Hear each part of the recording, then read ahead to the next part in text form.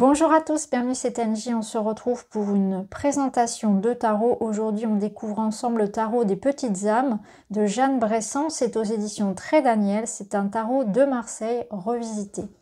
Alors on est parti, on va faire la petite présentation, on ira voir dans le livret et je vous partagerai les cartes une par une. Illustré dans un style moderne et coloré, le tarot des petites âmes propose une interprétation simple et ludique du tarot traditionnel de Marseille. Il se compose de 78 lames riches en symboles et d'un livre d'accompagnement qui délivre leur signification ainsi que différentes méthodes de tirage. Laissez-vous guider par les mystérieux personnages se promenant sur les arcanes et plongez dans un voyage initiatique et spirituel. Prenez plaisir à en explorer les symboles et à en faire un outil personnel qui vous aidera dans vos réflexions sur vous-même et sur le monde qui vous entoure. Alors on va sortir les cartes et le livret. Donc on est sur un boîtier cloche. Voici les cartes. Alors je vous montre en premier le dos.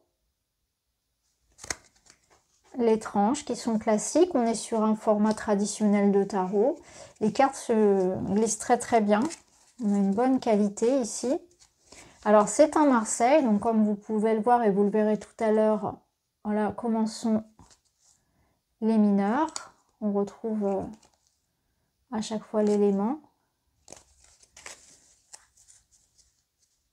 On a directement sur la carte le nom, le numéro qui est en haut et un encadrement blanc. On va laisser ça de côté pour le moment, on va aller voir dans le livret. Alors les petites âmes, ça va représenter les personnages que vous verrez entourer les personnages traditionnels du tarot. Donc le sommaire, introduction au tarot, histoire et symbolique du tarot, interprétation et réécriture d'un tarot, principales règles de lecture. Ensuite on retrouve les 22 majeurs, une présentation des cartes mineures, donc les coupes, les épées, les bâtons, les deniers, et on passe ensuite aux significations. Quelques méthodes de tirage, la conclusion et la présentation de l'auteur. Petite introduction au tarot traditionnel déjà, pour en comprendre la réécriture. Ensuite, l'auteur vous propose les principales règles de lecture du tarot. Et ici, il y en a une donc qu'elle considère comme immuable. Les cartes sont un compagnon et un outil qui nous permettent de tracer notre propre chemin. Il faut donc les traiter avec le respect qu'elles méritent en tant qu'aide spirituelle et en tant qu'objet marqué par l'histoire et les traditions. Ensuite, il y en a d'autres qui sont après adaptables à chacun. Par exemple, se mettre dans un lieu calme, ne pas changer les cartes, ne pas tricher avec son tirage. Finalement, c'est ça, c'est une forme de sincérité aussi envers la lecture. Ensuite, tirer de la main gauche, etc. La purification. Ne pas prêter aussi son jeu, et ça c'est valable pour tout outil de divination. Alors les 22, alors on trouve à chaque fois pour chaque lame majeure 2 pages.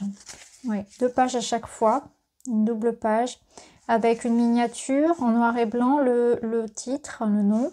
Vous avez ensuite la description de la carte, une explication finalement de son sens au travers de l'illustration.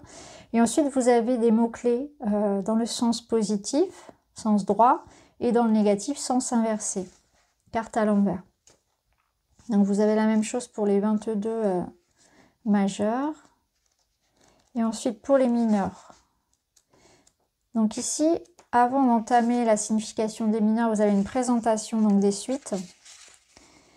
Vous avez également la signification des numéros. Donc l'As pour le commencement, le 2 la dualité, etc.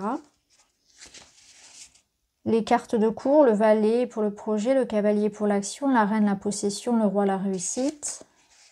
C'est des petits rappels qui font du bien. Et puis pour ceux qui découvrent le tarot aussi, c'est intéressant. Ensuite, on a donc par exemple ici pour chaque lame mineure, une page.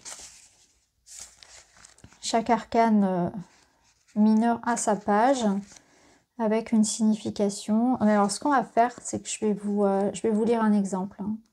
Alors, on va prendre par exemple, pour les majeurs, on va prendre le pendu. La tête à l'envers et le pied fermement calé entre deux branches d'un pommier, il est difficile de savoir si le pendu s'est retrouvé là volontairement ou non.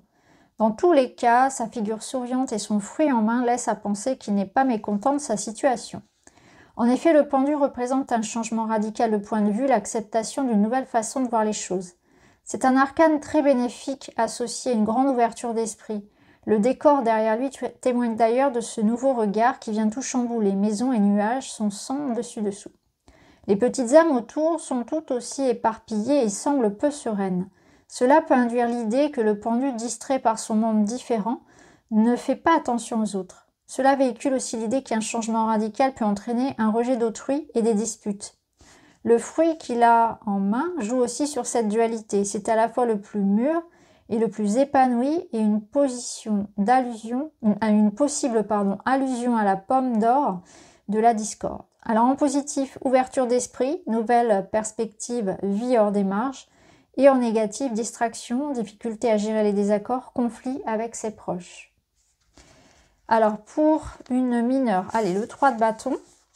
Le 3 de bâton est une carte très positive qui symbolise l'énergie créée par la curiosité et les découvertes.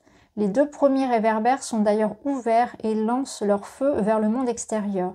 Le troisième est fermé et beaucoup moins fleuri, le feu en lui semble affaibli, laissant à penser que c'est cette incapacité à s'ouvrir à ceux qui l'entourent qui l'empêche de déployer son énergie vitale, mais il y a bon espoir pour que les branches tendues des deux autres l'aident à s'épanouir.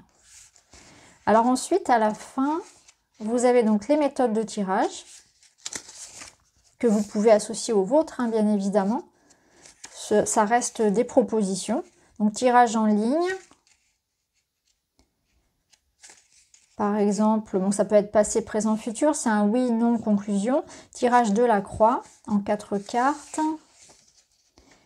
Ensuite, vous avez ici... oui, c'est toujours le tirage en croix. Tirage en 5 cartes.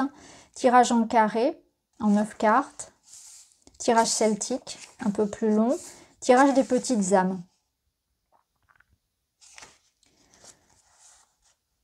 Comment lire une carte tirée à l'envers? Donc là, c'est pareil. Vous pouvez prendre ces conseils ou bien faire comme vous en avez l'habitude. Et vous avez même un exemple.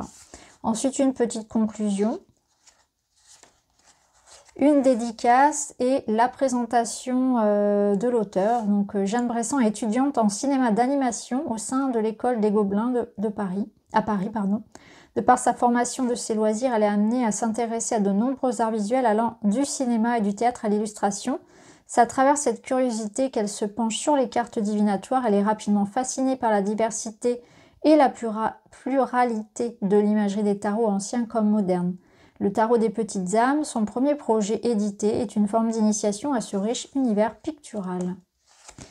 Voilà. Alors, ce qu'on va faire maintenant, c'est qu'on va regarder les cartes une par une.